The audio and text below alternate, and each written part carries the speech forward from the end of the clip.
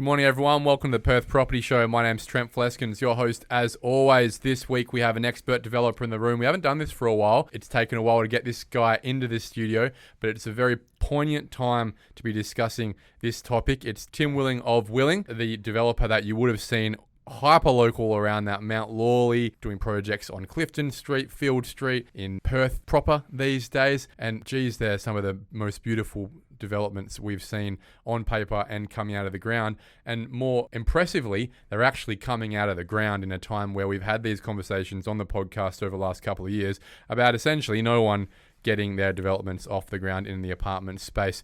Tim seems to have the magic sauce. He's got the solution. It seems many solutions that have allowed him to get from concept, acquisition, planning through to actual construction and delivery, where most people are not in Western Australia right now. So I thought it'd be a perfect time for those punters on the street and additionally those experts in his space as well, in that apartment space, to look at a guy who's actually getting it done. So Tim Willing, thank you very much for coming in, mate. Thank you, Trent. Absolute pleasure to be here. I hope that was a good enough introduction. Oh, wonderful. Gosh, couldn't have said it better myself.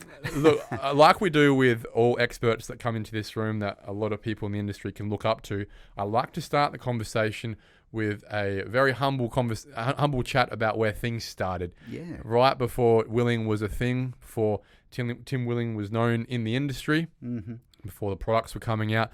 Where did it all start? Did it start at uni? Did it start at TAFE? Did it start on a construction site?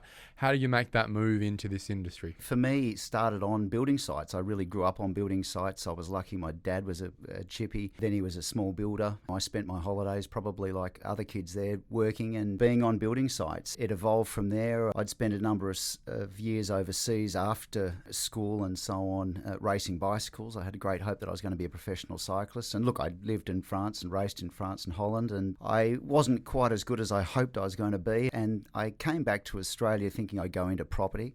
And I started in real estate, selling real estate for Carter's Real Estate in Maylands. I didn't go to university at all. I'd been at the Institute of Sport and I'd come from a sporting background. But look, we're an inherent property family. My grandfather was an early land developer in the East Coast. So I suppose it was in the blood, as it were. Seems like it's something you were destined to move towards. Yes. However, there's still a big jump there from selling real estate, which anyone can start and not many people succeed at, but an even bigger jump in moving from sales through to that much more complex space, to be frank, of development, coordinating a multidiscipline team of consultants, internal staff to bring some stuff up that, to be frank, most people never have the opportunity to do. It didn't evolve swiftly, I can say. From my early 20s, I was selling real estate in Maylands.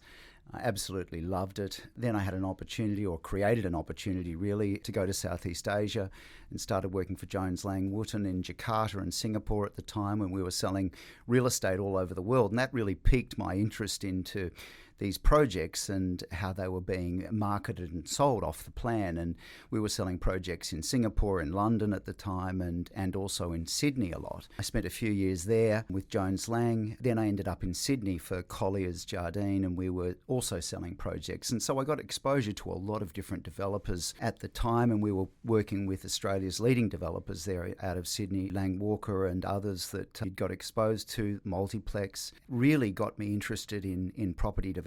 I then decided to move back to Perth in the late 90s. I'd saved a small amount of money and I banded a few friends together and developed a small project in East Perth, which was the new part of East Perth at the time. It was 5 townhouses. They were hugely optimistic. They were 3-level townhouses, sort of idea I'd seen done in Balmain actually. I think they sold for around $300,000 each or thereabouts, and it was at a time that you could build things and convince financiers to back someone with absolutely no background. But based on an idea. Yeah, based on an idea. And look, I've never been short of ideas, and luckily my ideas, they were confined to property largely. So I'm sort of hugely focused on trying to get an idea off the ground. And luckily I found some people that loved the idea, and we managed to buy a site off the East Perth Development Authority at the time. I was 27. I got a financier involved that, would be now referred to as a shadow lender, and we successfully did a project.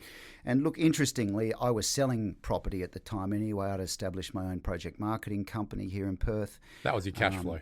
Yeah, but project marketing and sales, it's not a huge weight of cash flow, as it were, but it certainly allowed me to survive. Look, that was the first project. And then I ended up, shortly thereafter, Multiplex were launching a national development business. It was called Multiplex Living. Tim Roberts at the time came to me and he said, "Oh, look, I love how you market the projects and so on here in Perth. We're doing a new development business. Would you like to come and head it up for us?" And so I ended up going from what I was doing on a small basis to a much bigger basis, probably through the confidence someone else had in me in being able to help them. Sounds like you're putting all those pieces of the puzzle together without at the time, probably just like I look back on my career to date, without knowing it. It's funny how you can look back and see the stepping stones you've stepped on to cross that river, but at the time you're just taking one step in a direction that seems to be obviated to you when you think about all that time spent selling off the plan apartments around the world. At the time it was probably just a gig for you that was interesting to you and exciting. I was passionate about it though. Yeah. You know, I've always been passionate about property, and I think, as you say, I'm not one for huge business plans and so on. I think as long as you keep moving forward and have a clear idea, the opportunities open up to you, and some days you don't think you're getting anywhere, and of course you are. I think Multiplex was a huge, when I look back, getting to Asia was huge, opening my eyes to possibility that was much bigger than Australia. It was the future, really. Yeah, absolutely. And coming back to Australia, Multiplex was absolutely an icon if you were from Perth, and they did some of the most amazing projects around Australia and continue to do so. But at that time were the developers as well and had an aspiration to be. And I was lucky to be part of it at a time where we did 3,500 apartments. There's apartments in Australia, in the UK, and all over. So it was an amazing exposure. And I think they were a business too that it came from a construction business to a development business. I suppose here we are all these years later, and I've gone from a development business to a construction business as well. So, albeit the other way. So what you've learned there in that time of your life is essentially sales, branding. Yes. You've watched a large company construct as well. You've got that from family too. You're plying your trade in the small scale right now and pulling together those small projects. How did you start to make those stepping stones? Was it a fairly linear process, whereas you just accumulated a bit more personal capital? You decided, well, I can afford to do this size now. Let's have a crack at that. Multiplex had a change of direction with new ownership and weren't being developers anymore. And so it was obvious to me that that time was coming to an end. I was here in Perth. I had a young family in 2012. I decided to do my own projects, and I had a very clear vision for what that meant. It's evolved along the way, of course, but I suppose what I realised in seeing the very big projects and then seeing the very small and everything in between, there's really not a lot of difference other than capital availability. They take the similar amount of effort to do a small or a large project, but what I've been interested in size-wise is around right size for Perth, and that's what I refer to it as, right size for our streets and our demographic, and more specifically for my market. And my market is very specific, so they're by nature smaller projects. And when I say smaller, we might do anything from 20 apartments would be at the absolute smallest up to around 40. And look, I don't see that changing. I see us evolving and doing more and more beautifully refined projects every time, I would hope. But I don't have an aspiration, if you like, to do 100 apartments, for example. It's a different game in a lot of the way. Whilst the theory's the same, process is often the same, the scale's different, often your market's different as well when you start getting bigger. And as we can clearly see from where your efforts are pushing towards, it is that right sizing, downsizing market in those leafy green suburbs around Perth. Currently hyper-local in that Mount Lawley sort of space, isn't it? It is, and as we've spoken to, I like to do beautiful projects that are in areas that are incredibly tightly held, and they're tightly held for the right reasons. They're leafy, they're beautiful, they've got great heritage value, and we're very respectful of that. And I think I'm all about, I guess, timeless beauty, a quiet elegance that sits on the streetscapes, and a rarity. I don't want to be trying to do a multitude of apartments. The value is in the rarity, and our buyers are recognising that. I think that we do apartments that people choose to live in, and because of the size and because of the locations that they're in, that's what we're certainly continuing to do. If we can segue to the first project I remember seeing you undertake, that was one in Guildford. A bit of a heritage theme to that. Now, Guildford, Midland, that area has really swung in prices over the last 15, 20 years. It had a bit of a peak when everyone else was peaking, and it really crashed after that to be one of the worst performing areas in Western Australia for a period there. Your project came up and finished in the good times, luckily, but also a very different timing with regards to construction prices and those pressures too. Would you say that was a company making project? Whilst that was the first you saw, I suppose we've been focused on heritage areas or areas with great value around amenity, whether that's cultural, whether that's restaurants, whether that's transport and sporting and health and so on. And the first project we did was actually in Mount Hawthorn. And then we did Fremantle, Bayswater, Bassendean, and then Guildford was probably the fourth. And yet, look, that was a marker for me. And interestingly too, when you talk about the good times, I mean, as a developer, the good times at that time, no one from the East Coast was interested in backing. I've only had two partners in the entire period of development in terms of capital. One was the late Paul Ramsey of Ramsey Private Health. They backed us initially, and that gave us great confidence. He was highly passionate about property and a very inspirational man. And interestingly, when we did Guildford, you couldn't sell things. Sales was not something that, people weren't interested. But you could build things. But what I've always believed with off-plan is that we've got to develop things that capture the imagination of people, that actually catapult them into an inquiry with our sales team, if you like, or a visiting the display office that, gee, they didn't wake up thinking we're going to go and look at apartments, but gee, this looks so fabulous, I've just got to go and have a look. And we sold that out in 6 weeks at a time when people just weren't selling projects. And we then built it very well, and we started our first coffee shop there in Willing Coffee. And so I suppose the sort of refinement of our model, if you like, was first best epitomised with Guildford because of the coffee shop as well. When you mention those suburbs, everyone from Perth will recognise they're all town centres, and most of them have heritage value. They may not have heritage restrictions, but when you think about Bassendean, Bayswater, these areas, there are small activity centres around there that have been around for most of last century. Look, indeed, and I think that if you're going to be developing apartments, to me a big part of it is walkability, and if it's not walkable, you need to be creating your own village. And the areas that we're in, they're carefully selected. As you say, they have a traditional town centre in that sense. They've got great transport amenity. They've got great other lifestyle, cultural, medical amenity. It's got to be the way of the future, and it's the way of now as I see it. Our signature is the brickwork that we bring to the projects, and those areas are all characterised by this, if you will, Federation brickwork. And by chance, it's the most sustainable form of construction, one could argue. It's made to last for hundreds of years. The clay comes from not much further than 100 kilometres from Perth, and so that epitomises, if you like, the signature of our buildings. I think it's also a timeless feature, and I'm not sure you're doing this on purpose, but you can start to see that's a Willing project, which brings that fabric of clearly who you are and what you value. But it's one thing I've noted, even in looking to design my own home at some point, is which architectural styles are in vogue this decade and which ones have, to be frank, have been in vogue for 100 years and will probably be for another 100 years. No, it's pretty obvious. There's a couple of ones there. It's your Federation. It's probably a little bit of your French Provincial. That one seems to be everlasting as well. But there's a lot of styles that you can see, 10 years ago, the Bali theme was cool. It's not really that cool anymore. No. 20 years ago, there was a lot of sand render going on. Not really that cool anymore. No. Clearly, you've noted that. We're about timeless elegance, I suppose, and a quiet beauty, if you like, that sits on the streets and takes from the context of the streets we build in. And as you rightly pointed out, Federation is hallmarks of that.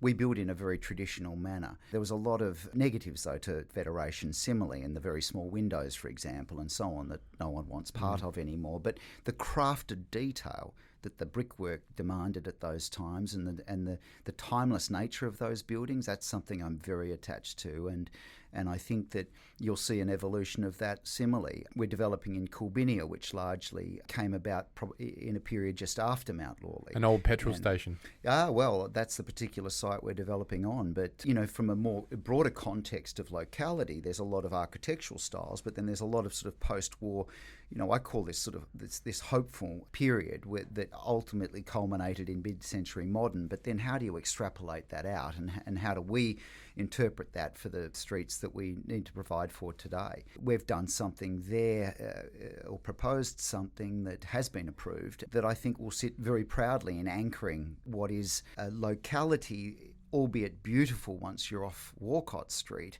It's absolutely bereft of any town centre. It is. It's like a sort of drag strip up Walcott Street for some. I think there's 22,000 cars pass there a day.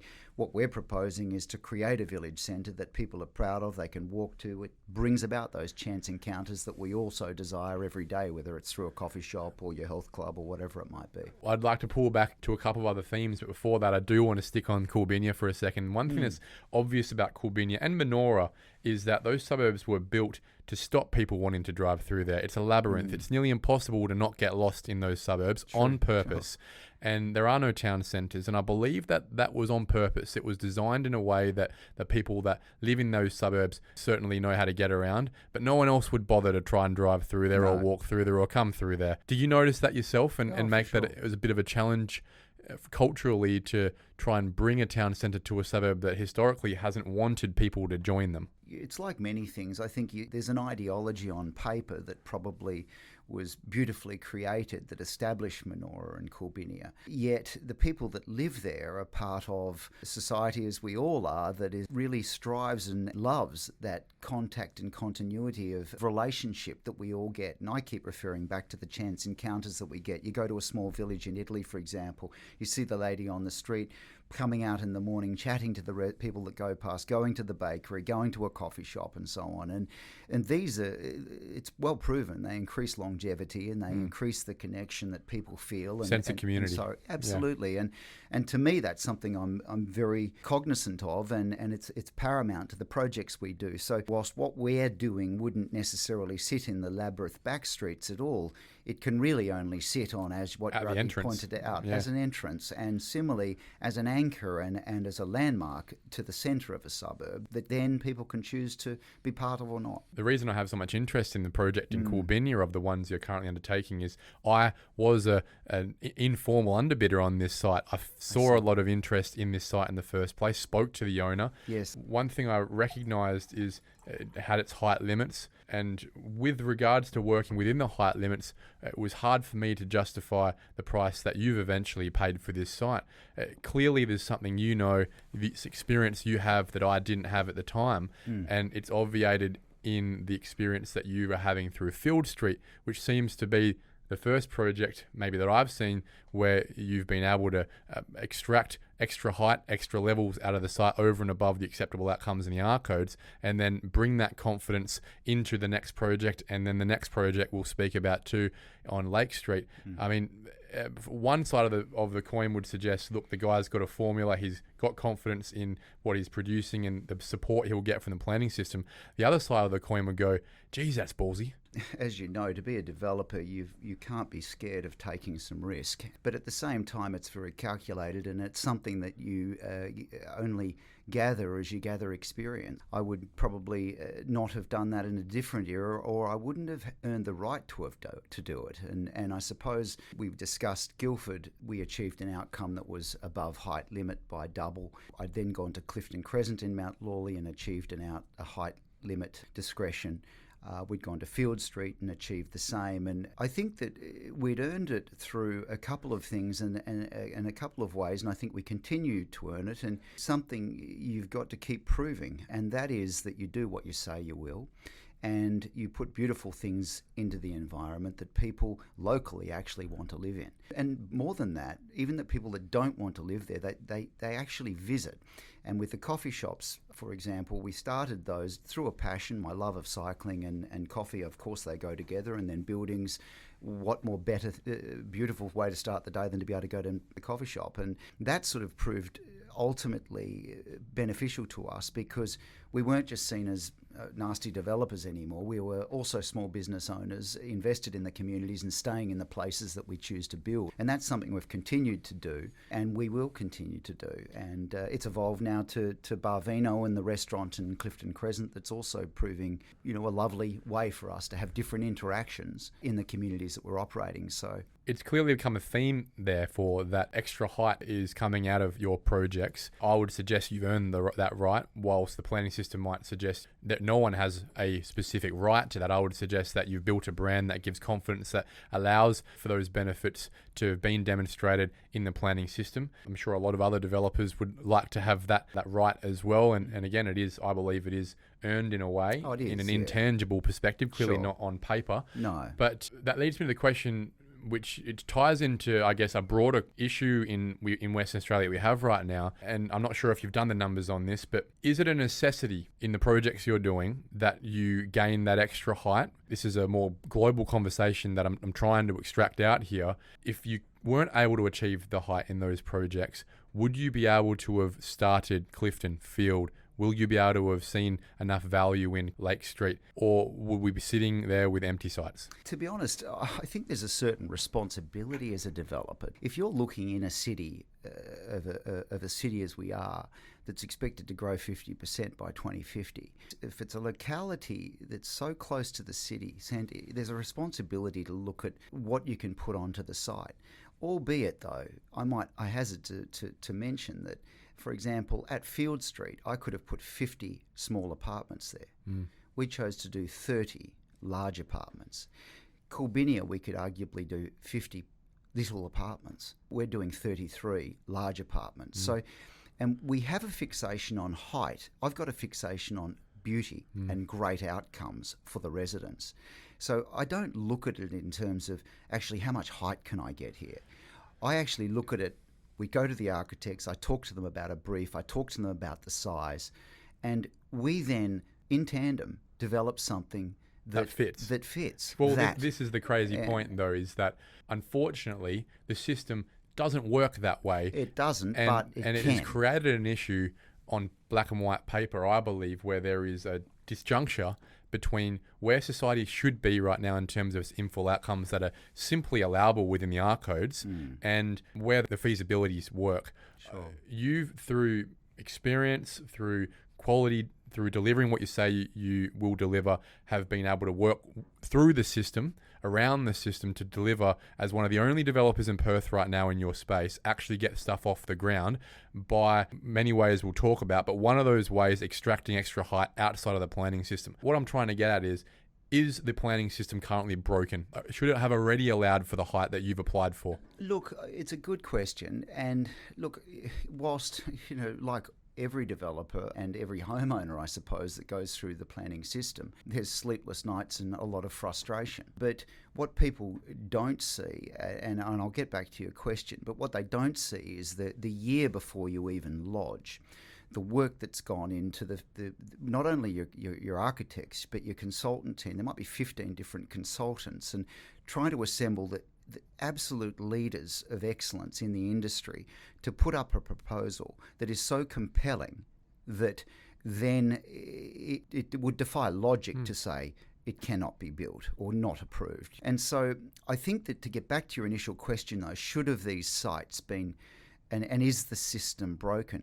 I believe we're quite fortunate in WA in that if you can prove the compelling nature of your project, there is a pathway to get approval. That's right. That does not mean, though, that I haven't been challenged in the Supreme Court. Design outcomes pathway. Correct. That I'm not challenged by local interest groups and so on, and will continue to be. Should it be so hard, though, in a time where we have a housing crisis, where we're obviously moving towards needing more urban infill, and we're not talking 30 stories here, we're not talking Finbar scale, we're talking putting 5 or 6 stories in activity centres on our major high roads, right? Yes. Should it be so hard? Should you have to be Tim willing to be able to achieve these heights in the first place? Is probably the question I'm asking. No, look, I don't think you should be. I think we're a city that will evolve to those sorts of height limits, and I think we'll probably look back and wonder why there was such a tortured argument over these things. But, you know, you've got to come back to the fact too, as I see it, we're almost first generation apartment buyers here. And what I mean by that is that it's actually a choice to live in. It's not just through necessity. People want to live in apartments. Well, you now. think about Sydney, London, Hong Kong, there is no Correct. choice. That's right. They don't even talk about the choice. That's exactly right. And so we're in a community that almost sees it as a God-given right to live in a 4-bed, 2-bath house, bespoke. And a compromise to go into an apartment. Correct. Whereas we're now at a first generation where we're seeing buyers decide, actually, I want to live in an apartment. I want to be part of the community. I want to live in something beautiful, in a place that I feel safe and secure. I want views of the ocean or Rottnest. Correct, or even my, you know, the lovely topography of Mount Lawley or Kilbinny or whatever it might be, and walk down to my favourite coffee shop. And so we're at a very embryonic stage of that, and I'd love to see us evolve, as you say, where we have a planning system that is more appropriate for the times. I mean, what hurts me greatly to see is, to be honest, the continual expansion of Perth and the soul-destroying projects that are miles from town with absolutely zero amenity apart from an anchored major shopping centre. You know, and I think no wonder there's depression in the community. Of course. That happens, though, only because, in my opinion, we don't have a system that is workable enough in the infill space. We have enough of a footprint in Perth. We don't need to expand this city any further. The only reason that the system needs urban expansion, land development, is because the system doesn't allow for or incentivize enough projects like yours. There should be 20 Tim Willings in Perth right now. There should. Fulfilling our urban infill needs. There is 1 or 2. When you look at suburbs that are ripe for opportunity, I look at West Perth, and I think geographically extraordinary. That should be like Perth Central Park, you know, opposite Kings Park, Thomas Street. We should have 20, 30 level height limits there. I mean, it's just, why aren't people being incentivised to develop in West Perth? You know, there is no soul there. There's no soul. Because the whole area has been zoned for mining exploration companies and small private medical practices. I mean, you don't build a village around that. No, you don't. But, you know, as we all know, if you attract the people, the village has to come. That could be Perth's answer to, you know, something quite magnificent. And so when we go back to the areas that I focus on, they have got soul. I'm leveraging from that, if you like. I'm sort of trying to reflect back what the community already is. And I think that's why the projects work. But there's other areas in Perth that there's a lot of lazy land, and we certainly haven't got any excuses for continuing to just expand the city. Stewart and Lake Street is another example where the initial developer put up, I think, a great design at the time, was ready to go, picked Pindan under a tender situation. Some would say they didn't see the writing on the wall there. Pindan's delayed the project, fallen over, and the whole project's fallen over. Tim Willings come in and gone, geez, great site. I reckon I can make this work. But again, extra height seems to have been the way you've made it work. If you couldn't get the extra height, would that project have worked? The extra height there was necessary for a couple of reasons. There's a very high water table in that locality, and when I say that, it's down at 1.6, and to go down to basement on that site is simply uneconomical. The dewatering would have been millions. Indeed. So, and for, look, only 21 apartments, and I think there's two things to what we do, and whilst we keep coming back to the height, we're doing big apartments, high value apartment, and when we talk to that, they're attracting people already typically in the area out of their existing homes. That frees up housing supply, and the whole cycle of life continues from a housing perspective. And so I'd like to sort of reiterate that I suppose we look at it firstly, and I talk to this with Amanda Shears and other planners, leaders really around this subject who understand, is that if you're doing bigger apartments, you often need bigger buildings. But it's not acceptable to just simply build a building that is bigger unless it is absolutely beautiful within the environment you're building it. Because it's more obvious to see. Correct. And so, of course, beauty is in the eye of the beholder. However, we can all talk to beauty in art and fashion and all these sorts of things, and there's accepted leaders in those areas. And from my mind, I look to those people, and then I look to employing the finest architects we possibly can, and we challenge each other as to try to get the very best outcomes. So I think that the reason the projects work is that we're putting highly crafted building on the landscape that is of a size and of a nature that is of a higher value that attracts people that wish to live there. And that keeps that sort of continuity of supply going. And is it getting the best people in the first place? Is it identifying the best architect, the best planning team, the best people that are able to synthesize those messages that come off the page? I believe that's incredibly important. I think that if you're a musical conductor and you would want the best absolute excellent performers around you, and I strive to find the very best people I can to surround me, and I encourage continual improvement. I don't suggest I know it all. I think, like I said earlier, every day you learn something as a developer. I love the fact that we challenge each other, and so yes, I would encourage anyone who wishes to develop property that they find the people pay for the best. Yes, but it's more than that, because it's the relationship that you develop together. It's a mutual respect that comes out. You've got to like the person. Sure. You know, your engineer, your structural engineer. You can die on structure in our business. You can effectively not get out of the ground because you've spent too much in the ground. You know, so it's really a case of knowing your team, trusting your team, robustly pursuing every element of the process right the way through. I think that there's so many different disciplines to development. It's hard when you talk about it, but it's very simple in that ultimately everything we do is for the owners. And so my business is entirely predicated on what buyers might want, on what homeowners would want. And that's all I'm interested in ultimately. So then it's a story to try to fulfill that. And I often think developers think about it a bit around the wrong way. They look at the feasibility first. That's right. You know, our building, and I think I keep coming back to that, we make a lot of decisions that aren't financially... Not the most efficient. Correct. We want to do the most beautiful outcomes in a manner we can continue doing them, that we're proud of, that people that love our buildings and enjoy them for a century. One of the other big issues that has held back the rest of the industry, that it clearly isn't holding you back right now in the apartment space, is the availability of and the pricing from the construction industry in this space, right? Most people in the apartment space who are sitting there with a DA, with a site ready to go, have been speaking to their builder. The builder's either said, sorry mate, I'm not building at all, or if I'm going to build, this is the price, suck it up, and that price is exorbitant. It may be 40, 50% more than it was around COVID, when maybe they couldn't get the pre-sales or the finance, right? There's always a problem. Yes. You seem to have solved that problem yourself out of maybe it's necessity, but it seems like you're the only one outside of maybe Far East Consortium working in a different stratosphere of scale here who is building his own apartments. Obviously, that's helped you control and mitigate that construction risk, but does it also help the project financially stacking up in the first place? There's a couple of questions there, and I might say we ended up, whilst my father was a small builder and my brother is a builder, we didn't set out as willing to be builders. It came about through circumstance. We had a builder collapse on us in 2019. At first level, we'd sold a lot of the project. And at the time, I spoke to my brother, who does a lot of renovations and smaller, brand new bespoke homes, and said, look, let's do this together. And were you packing yourself at the time? Absolutely. And look, I remember visiting the site the very next day after the builder had collapsed, talking to the brickies myself, talking to all the trades, telling them, I will pay you. And I did. And we'd paid them even though we'd already paid the builder.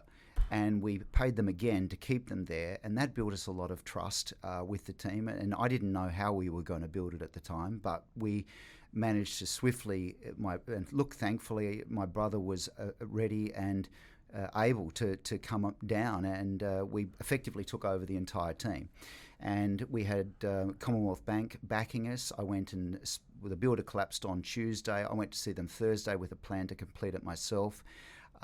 They had to get approval because it was unprecedented as to what we were proposing to do, certainly for their team here. We got their support. We completed the building, and look, I'm proud to say that it won great recognition on completion, the highest recognition possible from the Architects Association for a multi-residential building. And I suppose that gave us the confidence to say, well, look, gee, why don't we build ourselves? And we didn't set out to do that, though, I might add. But when you realise you can't defer that risk or offset it, I would rather own the risk myself and have responsibility for myself. And that's something I'm very interested in.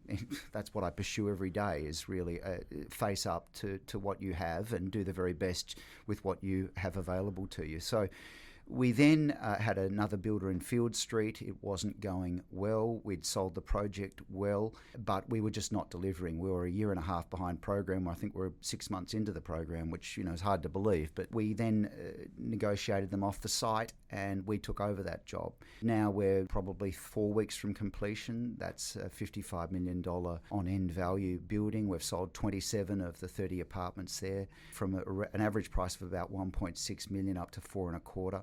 They're unprecedented levels for Mount Lawley, but this is a bespoke, beautifully crafted building. And what we're doing differently there is we've direct employed our own bricklayers, and we did it at Pindan as well. They work for us, so they're not subcontractors and so on. And we're You're not paying them per brick. No, none of that. And when you look at our buildings, you'll see why. They're crafted. That's helped us a lot. And so coming back to your initial question, with the projects we've got, we're about to start West Parade later this month, which is an 8-storey building in Mount Lawley down by the railway. Extra height? Extra height. There was a 2-level height limit there. There should have been 4. The council recognised that. But we've done a beautiful building, I think, in an area that is crying out for something special. I like to refer to it as Perth's Flatiron. It's just a gorgeous, bold building. Were you nervous about being across from the railway? Yes and no. I saw a fantastic project in Melbourne, actually, that inspired me. I'd built under a flight corridor in Guildford. We'd learnt a lot around acoustics.